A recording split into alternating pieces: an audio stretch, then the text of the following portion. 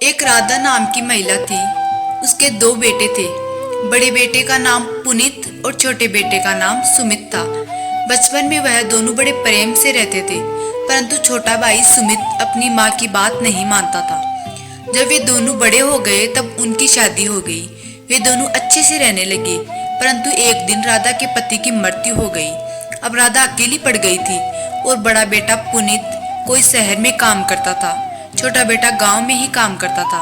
छोटा बेटा संपत्ति पाने के लालच में अपनी माँ को घर से निकाल देता है। पर जब यह बात बड़े बेटे को पता चली तो उसने अपनी माँ को अपने साथ रख लिया और उसका भरण पोषण करने लगा। कई साल बीत गए। इसी तरह उसने अपनी माँ का ख्याल रखना जारी रखा। सुमित के दो बेटे थे, वह भी अपने पिता के जैसे थे। जब वह बड़े हो गए तब उसने भी संपत्ति के लालच में अपने पिता और माँ को घर से निकाल दिया और सारी संपत्ति आपस में बांट ली। और उसने अपने पिता से कहा, जिस तरह उसने अपनी माँ को घर से निकाला है उसी तरह एक दिन नियति ने भी उसे घर से निकाल दिया। तब सुमित को अपनी गलती का पछतावा हुआ। तब तक बहुत देर हो चुकी थी। तो इससे हमें सीख मिलती है, हमें अपने माता पिता का हमेशा सम्मान करना चाहिए, चाहे उनके पास कोई धन हो या ना हो। उनके प्रेम के सामने धन बहुत ही छोटी चीज है।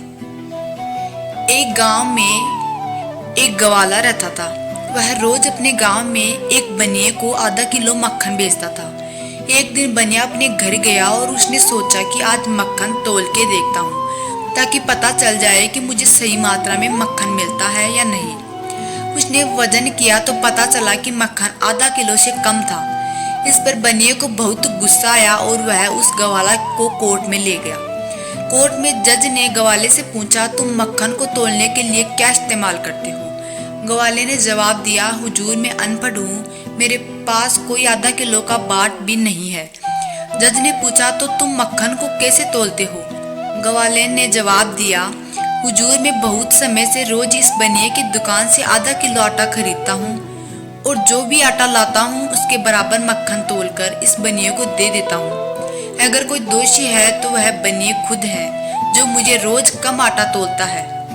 तो इससे यह सीख मिलती है, यह कहानी हमें सिखाती है कि हम भूल जाते हैं गुनाह करके या हम भूल जाते हैं नेकी करके, लेकिन ये प्रकृति हमेशा याद रखती है और वक्त आने पर हमेशा लौटाती है। इसलिए कल के लिए सबसे अच्छी तैयारी आज कुछ अच्छा करो। सो गाइस, आज के वीडियो में इतना ही।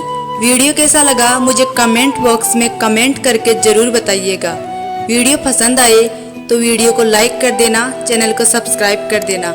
मिलते हैं अगले वीडियो में। अपना कीमती समय देने के लिए धन्यवाद।